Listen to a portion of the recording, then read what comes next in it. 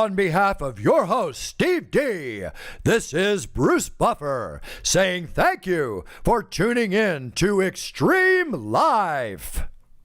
And now, this is the moment Xtreme Lyfe fans around the world have been waiting for. It's time!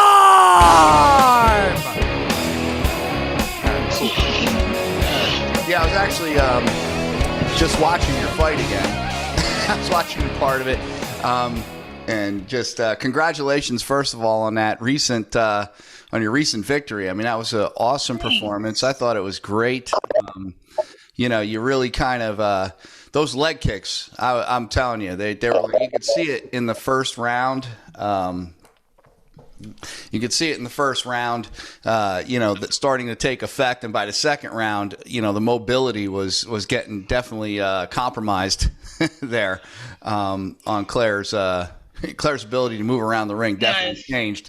I don't know. What did you feel when you were in the ring on that? Because it was a pretty. I always wonder what's going through. I mean, were you kind of, all right, how do I adjust? How do I make some changes here? How do I capitalize on this? I mean, what were you thinking when you were going through that? I know this was a great fight for you and a good performance and definitely a wonderful victory. So. Okay, so I'm going to be honest with you. I haven't rewatched it yet. Okay, all right. Okay, well, here's why. I was super sick that day.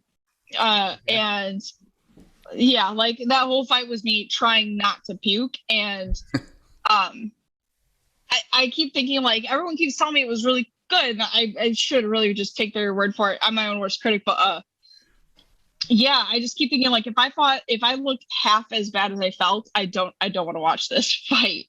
So yeah. I will say, okay, so in the beginning of the fight, and people are gonna laugh because, like, I feel like people think fighters have it like really together, and we so totally don't. But in the beginning, is that generally speaking, or it's probably specifically me. No, you're probably accurate, and most don't, but that's all right. Yeah, but they in the beginning of the first round, I was just like, okay, so I gotta keep my head movement, I gotta get my hands up, right, and then I use my feints, right, and then my coach was like, okay, like end everything with a kick. So I was like, okay, head movement, feints, end everything with a kick, and keep my hands up, right, and then my other coach was just like, all right, keep your head movement again, and I was like, shit, head movement, and like, so that is literally what was happening at the beginning of that first round in my head. I was just like a schizophrenic for the first part of that. But then it started to, then I think it was just because and I mean, maybe we'll get into a little bit later, but there was other factors that fucked with my head. But yeah, I think right out the gate I was just trying to like overthink too many freaking things at one time. But my game plan that we went in there with absolutely did not work.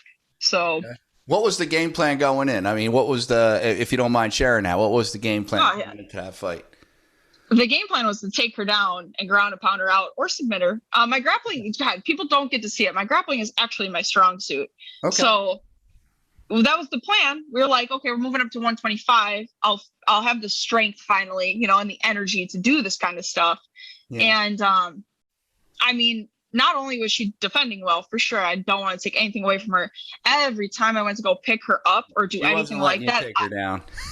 I felt like I was going to puke every time I went to lift her at all. So she was doing a good job, and I'm not taking it away from her. But yeah, every time I grabbed a hold of a leg and I went to go like do anything, I was like, I have to put her leg down or I will vomit everywhere. And yeah. I know it's super gross, but yeah, you can get disqualified for that. I'm not losing because I puked in the cage. Really? That's a disqualifier, throwing up in the cage?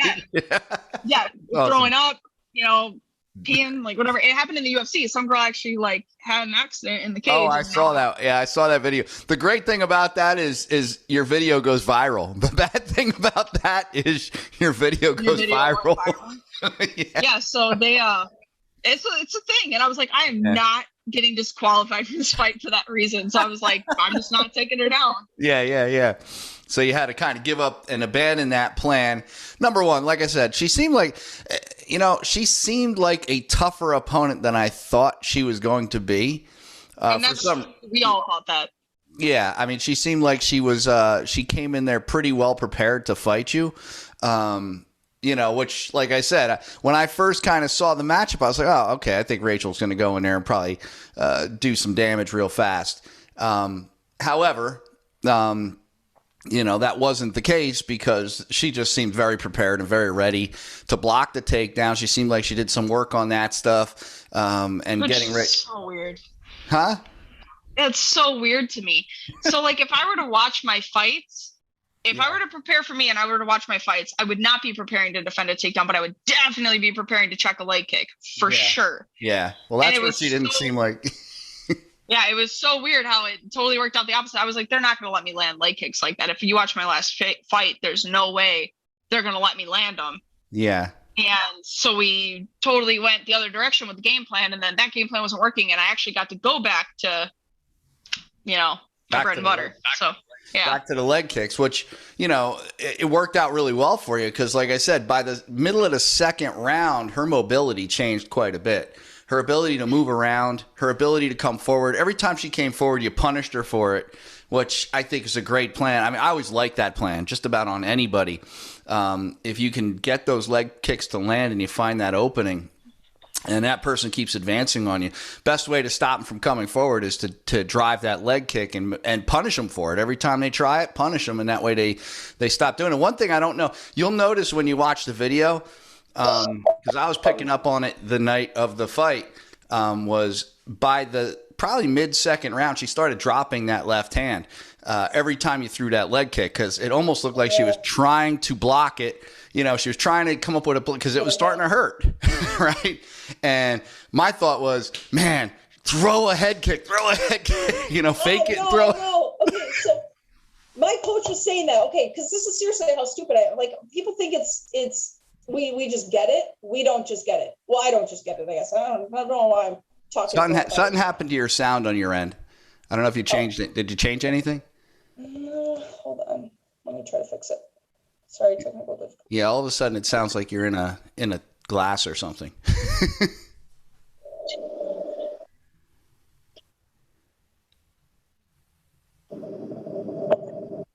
Am I back? Yeah, you're better now. Okay. I don't know, man. It's my headphones. They've been doing that all day. They just are disconnecting and connecting. Yeah, all of a sudden it just sounded really kind of strange. But yeah, go ahead. You were saying? Okay, so I was saying that my cornermen actually were yelling head kick. My dumbass was like, oh, okay, just throw a head kick, right? It wasn't until after the end, because you'll notice I do throw a head kick, but it's not the right one or at the right time. Or at the right place, yeah. Yeah, and so I was like, at the end of the fight, I was like, oh, they meant when she went like this to try to catch the leg kick. Yep. To just then change it up to the head. And I was like, I mean, it was a perfect spot for a question mark kick or anything like that. You would have caught her right in the head and probably ended the fight. Just like I said, but it's easy for somebody to sit outside of it and pick it apart. Yeah, right. Woulda, coulda, shoulda, I guess. Yeah, but if you're in it, it's much harder to see it. I mean, it was just like I said, I was screaming. I'm like, throw a damn head kick when I'm watching it. But it was like, I get it though, because when you're in that moment, you're throwing those kicks, you're doing damage. It's a whole different ball game. I mean, it's easy to be a sideline critic, right? So yeah, which is But I think every fight you learn something, right? Every fight you learn. Sure. Yeah. So you learn so much about yourself, and even that my coach actually, so my main coach Patrick Delgado was like, he wanted that takedown. That was what he wanted out of that fight. Yeah. Right. For me, but we ended up in between this. So at the end of the second, I got taken down because my stupid ass did what he tells me not to do. And I listened with my eyes and not my ears. And I looked right at him when he was talking to me. And then all of a sudden she whipped me down. And I was like, so it was my fault, like for sure. And I was like, fuck. And then I got up in between the second and third. And I don't know if it shows the corner in the fight, but I was literally arguing with him. I was like, how about that takedown, Patrick? And I was like snapping. And then it just went the wrong way. That's all. Yeah, and then I was like, I'm doing fine, leave me alone. And I was like, listen, I didn't feel good. And I was so like, I was just like, I sounded like a kid, like yelling, I hate you at my parent, right? I was just like, leave me alone. And then I got mad because of my other tournaments, like, hey, you got to finish this. This is a hometown girl. So you have to go out there and you have to finish it. And I was like, I know. And then I went out in third. And I was so angry that like, I don't know. I can't wait to watch it to see if any of this reflects. But yeah, I was so upset because he wanted that. And I wanted it too, because I wanted to be different, right? I always try to be different for my fights. And I was not feeling well enough to do it. And she somehow had planned for it. Yeah. Like I said, she seemed like she was prepared because every time you came in, and I don't know, like I said, I don't know where she got the info or what the deal was on the takedowns, but I mean, or maybe she just trains that way. Maybe she trains specifically to, I mean, most fighters do to some degree. She just seemed like she was really prepared to block that takedown. And then when, you know, just by your own admission and your own saying, you weren't feeling that great either. So every time you went for it, just didn't feel right. And what I'll say, you know, is every fight, you know yourself better than anybody else does. You know where you are at that moment, even better than your corner people do, better than anybody who works with you, you know, at that moment. They may know what you're capable of, but you may know how you feel at that moment. And, you know, you have to make those decisions, right? You go in for better or worse because you're the one who lives with the win or the loss on that, right? You're the one who actually lives with that, so... Yeah, so he did say, my coach did say at the end of it, even though, you know, he wanted that takedown, he said that I realized the game plan wasn't working and I adjusted, and that showed experience, and he was proud of me anyway. And I was like, good, because he literally told me, like at the beginning of this camp, if you can't take this girl down, then you should just take up tennis, is what he told me. And I was like, no. Wow. No pressure there. Yeah. So like, are you any good at tennis? I'm not. Okay. I'm not. Well, then I guess that's out. So I'm shit out of luck apparently. But yeah, like he did say at the end of it that he was proud of me. I know he wanted that takedown and it'll happen, but yeah, he did. Yeah. Well, you know, he's right. That's just one thing I say is every fighter has multiple flavors, right? Every, you know, and multiple flavors meaning multiple styles, multiple things you can do. You just haven't been able to show that one yet, right? You got to get to that point where you get that takedown and drop, and you know, you say you're grappling, so you're really strong point, and that's probably very accurate. But I got to get it there. You just got to get to the ground. That's the thing. You got to do that. You got to take it to the ground, whether it's, you know, I mean, I don't know. It's just, you know, it's just a matter of time, I guess. Right. Got to get that wrestling in. That's what I need. Got to get the wrestling in. I mean, you're training it. So, you know, it'll happen. So what's next? I mean, yeah, is there, well, one thing I want to go into, cause you mentioned something before, like your head wasn't quite right. And you said, I don't know if we'll go into that, but you know, what were you talking about there? So unfortunately, and I cry on and off all the time about this. So I just got back, obviously, and most people know that I had a shoulder surgery, right?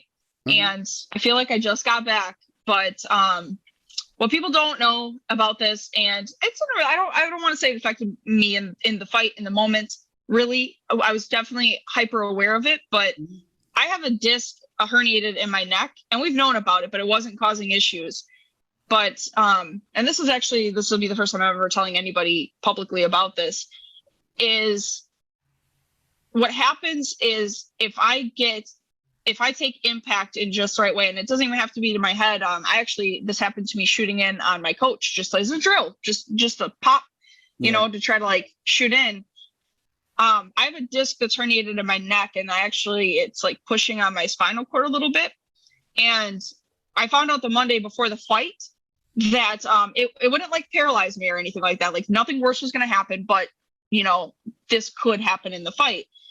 Was 3 times during this camp, I got like dropped, because what happens is when I take impact in the right way, I get like a shock and then I just drop. Okay. And then like when I get up, I have terrible fucking nerve pain in my forearms and my hands. And that happened 3 times in this camp. And so I went and got another MRI at first we thought I got knocked out the first time it happened, but I went and got a CAT scan and they were like, no, there's no concussion symptoms, but follow concussion protocol anyway. So we did.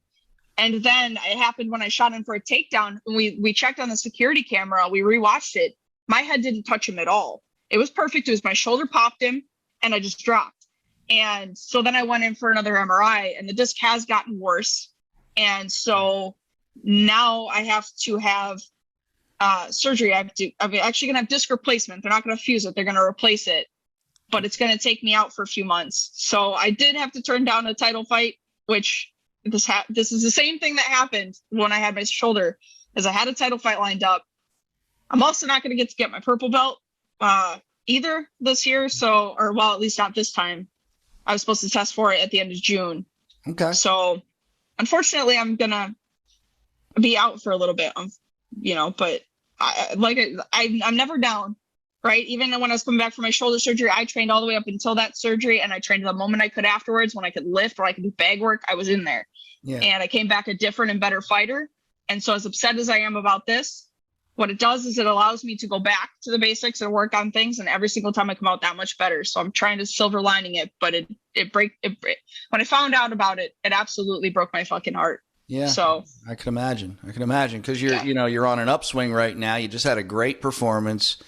And then you find, you knew something was up, kind of coming into the fight, but now it's, you got to take some time now to kind of regroup. And you got to take care of yourself. I mean, that's really important. I mean, here's the thing. I mean, the one thing I always kind of say to people when they have these injuries and things like this is that you're going to end up, your fight career is going to last so long, right? Then you still got to be able to walk around. You still got to be able to live. You still got to be able to function, right? So, you got to make sure you're taking care of yourself. And even though you say nothing else can happen, it's still an injury that you don't want to have it, somehow get exacerbated by something, something that you did. It's always better to fix it and just kind of take the few months off. A couple months is nothing. Think about it in the grand. Yeah, but I gotta. Yeah, and you're right. And honestly, it was one of my training.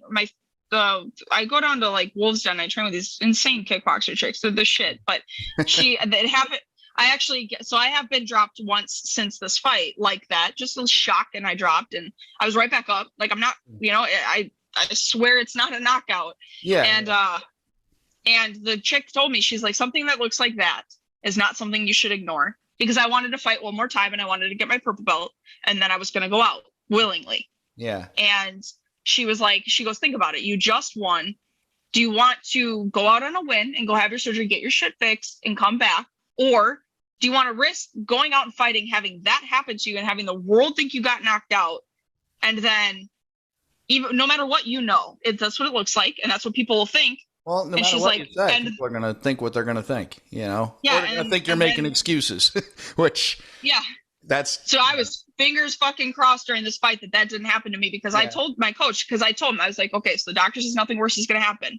I was like, so here's what we have to decide now is, do we want to go out and do this fight? Because I fucking hate backing out. I hate when people do it to me and I don't want to do it to anyone else. I said, do we back out or do I know that this is what the fighting game is about? And these are the risks we take. Worst case scenario, we go out. It's going to look like I got knocked out and the world is going to think that. Me and you will know the truth. And really, that's the only opinion I care about. Yeah. And he was like, and, he always leaves it up to me within reason, right? He knows when he has to protect me from myself. But, I went to the doctor. I did my due diligence and the doctor was like, you'll be fine. That just might happen to you during the fight, but you'll be fine. And so he chose to fight, knowing that there was a possibility that could happen then. And this chick was like, do you really want to push your luck? You got lucky in this fight that didn't happen. Do you want to push your luck? Because then if you lose like that, then you have to sit out for 3 months after having surgery with that in your mind.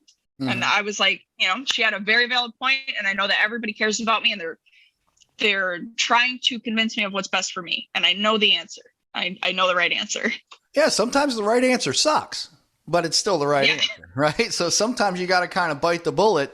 And, it's definitely, if there's a risk there where something could happen and it could, it's much better to go out, get the surgery, come back strong than it is to take a knockout like that and then get your career set back even from a knockout that you didn't want or have to deal with that, in the whole time that you got to be out anyway. So, I mean, the end result is you're going to have to do this. The end result is whether you do it now or you do it later, you're going to have to do it. Get yourself right.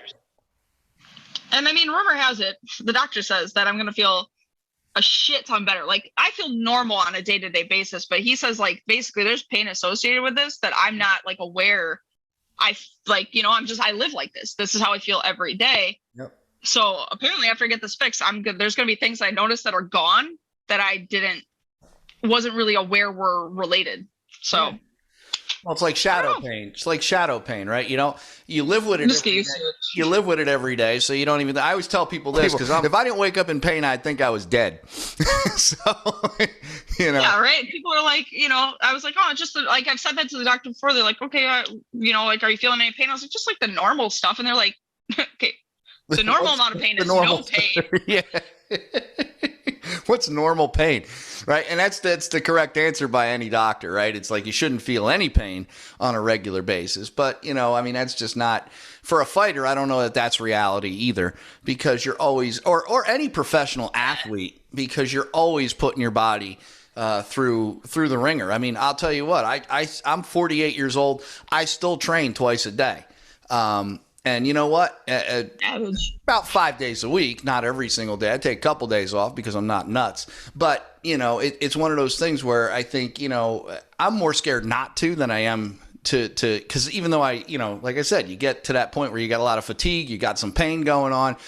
But I'll tell you what, I start training and I feel better, and I feel my best when I'm training or doing something like that. So, you take the good with the bad, right? And if it's something serious like what you got going on there with the herniated disc in your neck, that's not, I mean, I don't think, in my opinion, that the spinal cord or the neck, no matter what people are telling you as far as it can't hurt you, I don't think it's anything to play with. I think you get in there and you get it fixed. I mean, that's, as long as they're not talking fusion, because fusion never works out well. I haven't seen that work out well yet. That's why initially when they said when they actually found it when they did an MRI on my shoulder, they saw it then, and it wasn't related, but they just happened to catch it. And I went and saw the guy, and he was like, "Well, if it's not bugging you, then don't do anything about it." And I was like, "All right, it's not bugging me." And then about 8 months later, now it's like I'm getting these shocks and nerve pain. And I went to him, and he was like, "It's 100% that." He's like, "I can guarantee that that's what's causing it." And he talked to me about different surgeries, and he was like, there's the fusion, but because you're so young, if we fuse it, it will likely in your lifetime affect the discs either above or below, and then I'll have more of the same problem. And then he showed me this like little pamphlet. I actually have it here of this thing that's going to go in my neck. And I was like, that'd be kind of cool, right? You're on your way to becoming a robot. It's awesome. Right? A cyborg. The less real, I always say that. I was like, the less, because even like I lost, he asked me if I had any like anything that I noticed like numbness or whatever. I was like, well, I don't have feeling in these two fingers, and I haven't for a while. And he was like, well, that's from that. But he's like, if that's not an issue for your lifestyle, he goes, you don't have to get it fixed.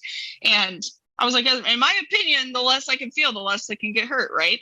Well, he was like, maybe. I don't know if he's like, no.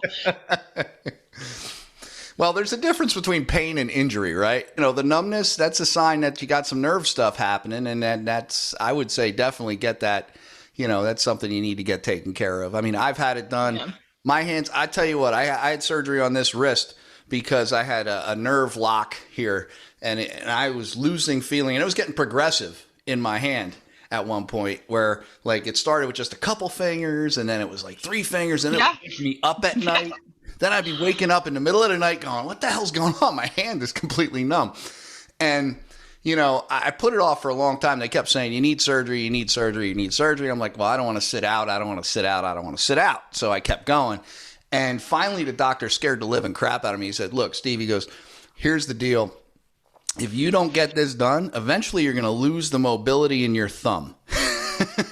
Eventually, because Oh God, you need thumbs. well, I said, since that's the only thing that is stopping dogs from taking over the world is opposable thumb, I said, maybe I should get this fixed, right? Because it scared the hell out of me. Now I'm not going to be able to hold a cup. I'm not going to be able to do anything if I don't get this taken care of. So, I think it's always best to get things like that taken care of, even if it means taking a break and taking yourself out. But I'm my own worst enemy when it comes to that stuff. I will fight through pain. I will fight through anything.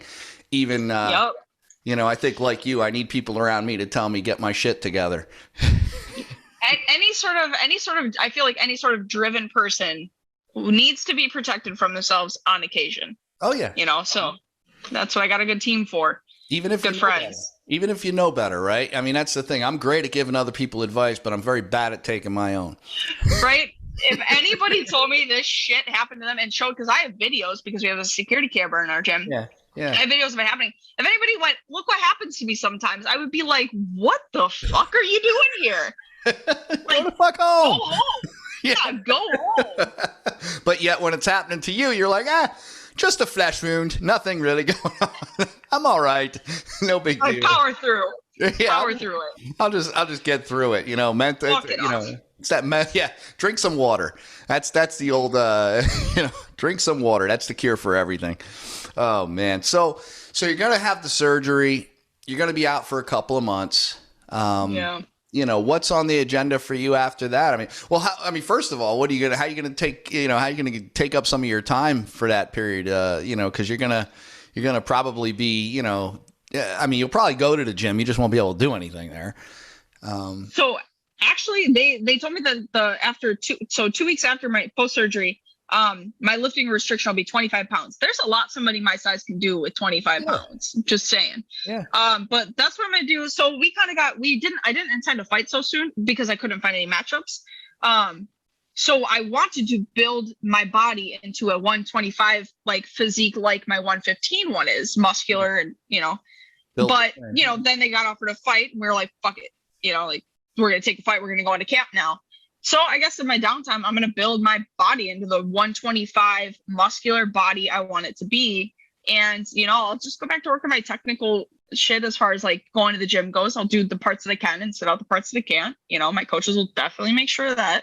Yep. And I'll just focus on building my body into what I wanted it to be when I first went to 125. Mm-hmm. So. Yeah. I guess that looks like a lot of body weight stuff. Body weight working out, probably some, I would get some bands. I don't know if you have bands around you, like banded workouts, stuff like that. It's great for, great for that stuff, but definitely make sure you're going to work with a physical therapist. I'm sure. Yeah. So I have I have a guy for my shoulder who's tried and true now. So he'll help me through this neck thing. And, awesome. Yeah, I'm just stay working. I'm definitely, don't get me wrong, guys. Like, I don't want anyone to think that I'm not going to go somewhere on vacation, because I definitely am. But for the most part, man, the moment I'm allowed to work, it's going to be just like my shoulder. I'm going to be back in that damn gym. Yeah. So. Yeah, you should. You should. As soon as you're given the clearance, get back in there and get going. And then I guess, it's a title fight in your future after that, hopefully, right? Man, it better be. I don't know. Like... Listen, this is some bullshit, and I'll tell you why. Okay, listen. Here we go.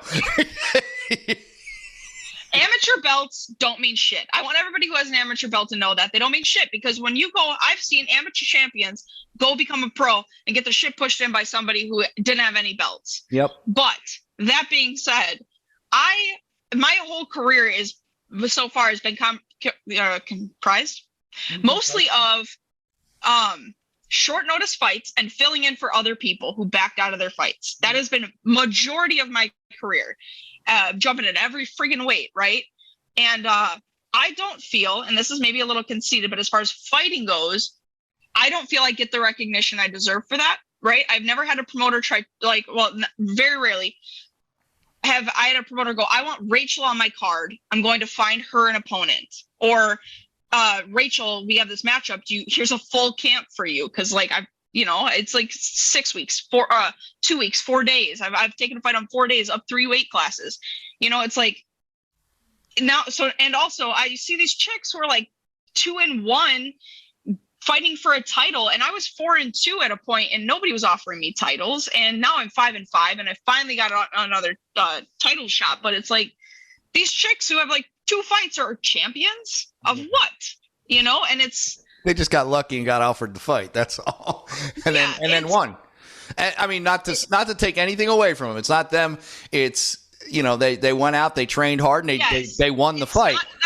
They're offered. I don't expect anybody in their right mind being offered a fight like that to turn it down because they only have 2 fights. That's not what I'm saying. I'm just saying, like, for me to keep getting passed by, and I'm just the chick they call when everybody else falls through, as much as I'm flattered that they know that I will step up and fight whoever, you know, it would be nice that every once in a while that gets kind of paid back by an opportunity for myself, but it just doesn't seem to go that way. So yes, this fight, and I even told this chick that when the promoter, when I turned on the fight, I was like, I hope she's still there when I'm done with my fight. I was like, or with my surgery, because I'm coming for everybody. Yeah. I'm not going to be an amateur much longer. Unfortunately, yet again, this is going to push back being a pro a little bit, where I'm not letting it fuck with it too much. But like, you know, I should have already been a pro by now, but my shoulder pushed back any fights, and I didn't get to get them in as quick as I hoped. Here we go again.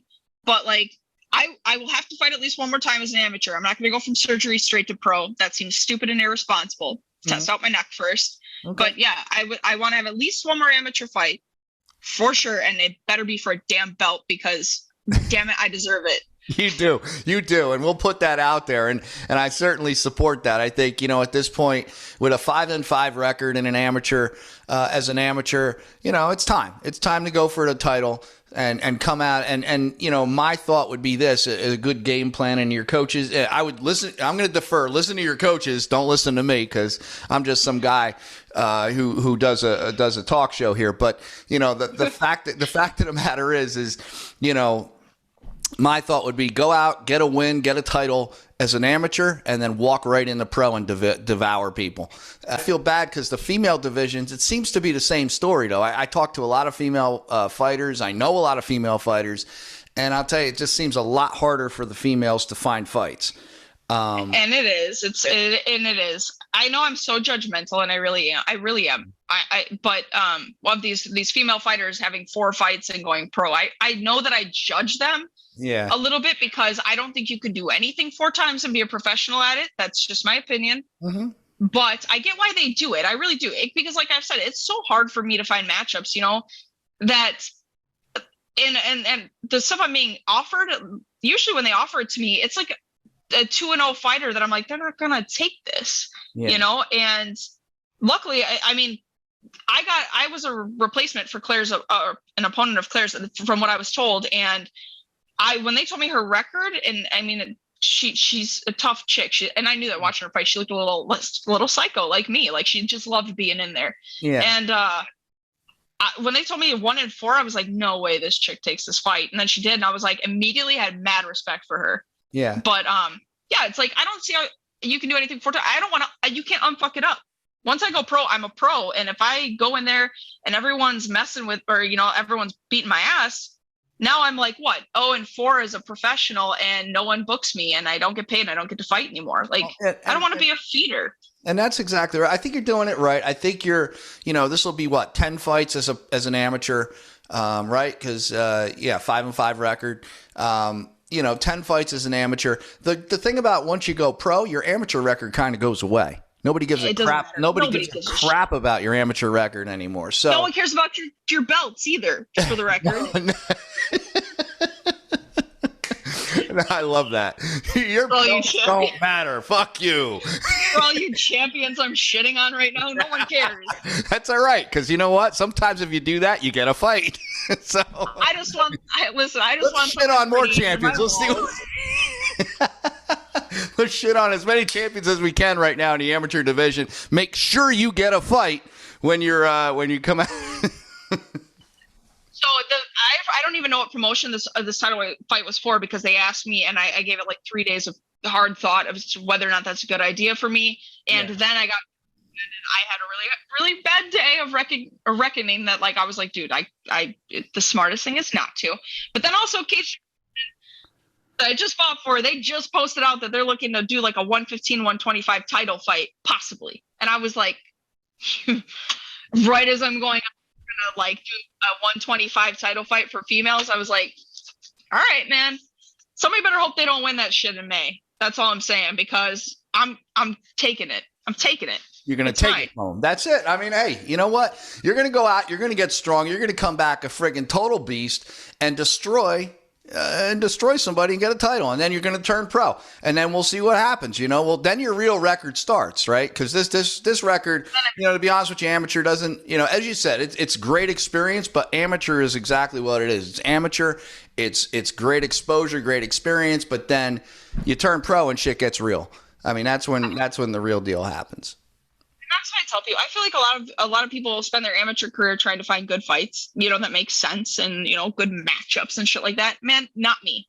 My coach will literally like I said, we fought from 115 all the way up to 143. I fought at 115 and a month later fought at 143. Now is the time to do dumb shit and get that experience. Yeah. Make your mistakes. You know, I fought a chick who was like undefeated. We flew out to Maine on like a week and a half notice, and like that's the time to do it. Mm-hmm. Put yourself in stressful situations. Put yourself up against all fucking odds at all times as an amateur, because then when you go pro, it doesn't matter. And that's experience that you can take with you. I travel and fight all the time. Most people will travel or they'll fight in their little hometown, and then they go pro, and, you know, now they got to try to travel, find a sauna, and do all this stuff, cut weight and all this stuff that I already have that experience. Yeah. So I feel like even though I didn't handpick all my matchups and get full camps for all my things, and maybe my record shows it, it's when I go pro, that's going to be priceless experience that I have, you know? So I think you're absolutely right. I think the smart thing is to do a lot of fighting as an amateur before you go pro, to prep yourself. I mean, because, you know, once you go, like I said, once you go pro, you end up, you can make or break your career at that point, you know? So it's, you know, then it's real. You can't unfuck it up. You can't. That's why I tell my coach all the time, unfuck it up. You can't unring a bell, right? Once you ring it, that's it. It's done.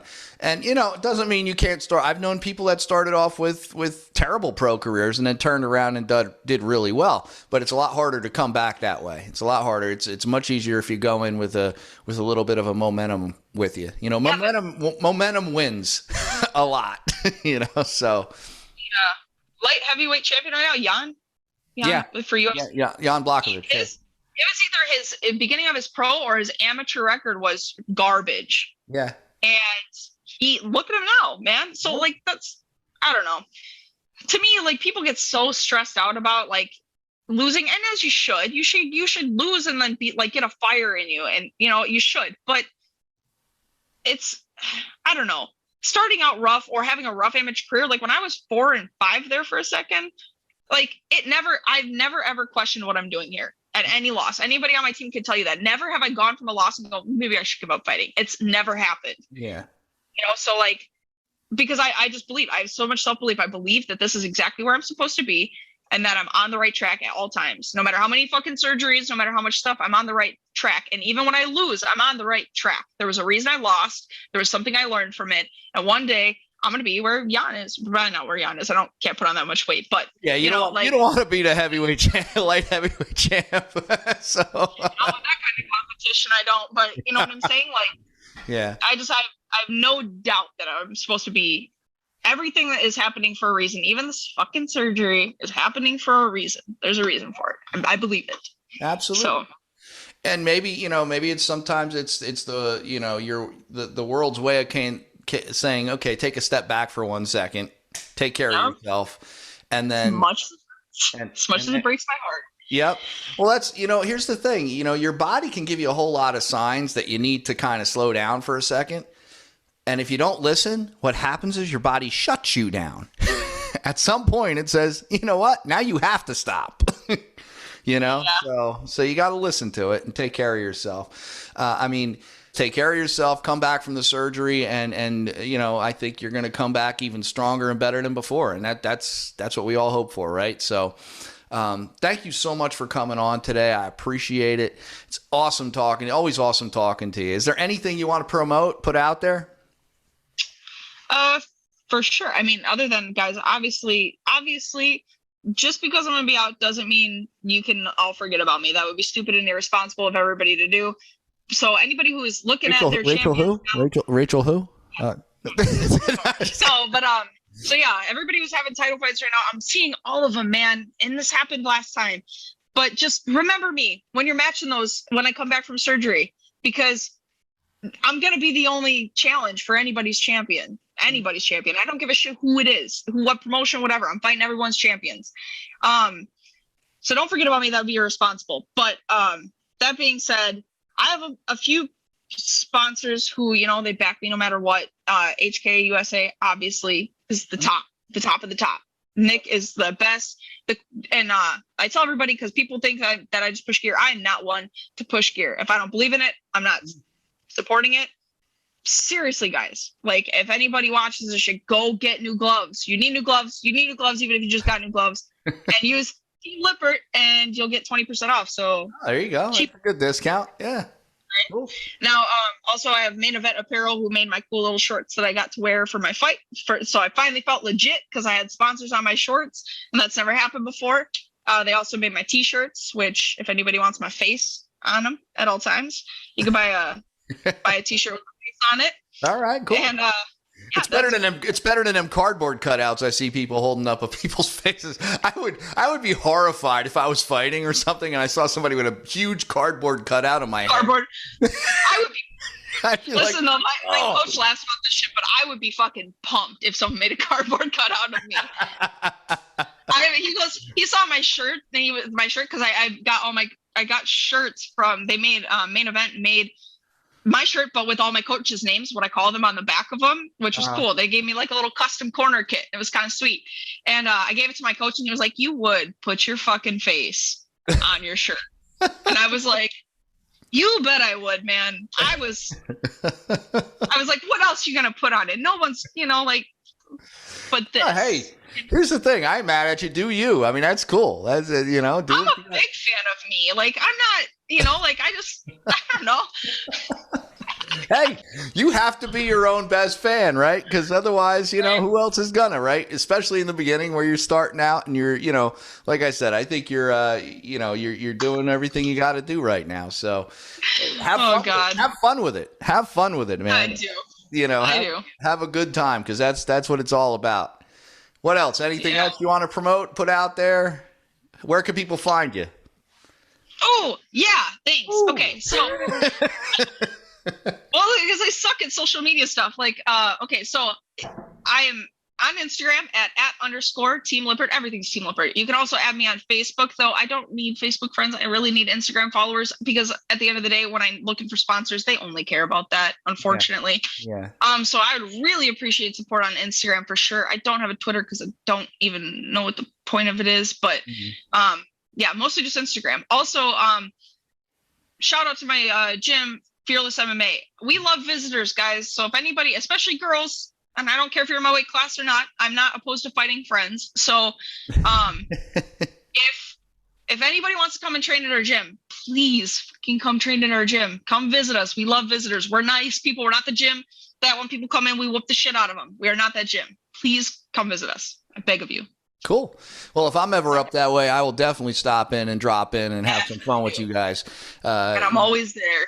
I can't wait for the world to open up again, because that's one of the things I miss the most. I like dropping in different places. I drop in CrossFits. I drop in MMA gyms. I drop in everything I could drop into, because I'm a multi-sport guy. I do a bunch of different things. And, I just love being able to go out and meet new people and talk to new people and make a bunch of new friends, so it's always cool to do. It's always cool to do. So anyway, thank you so much, Rachael. I appreciate your time tonight. It's always a great conversation. I can't wait to have you back on. Yeah, thanks for having me.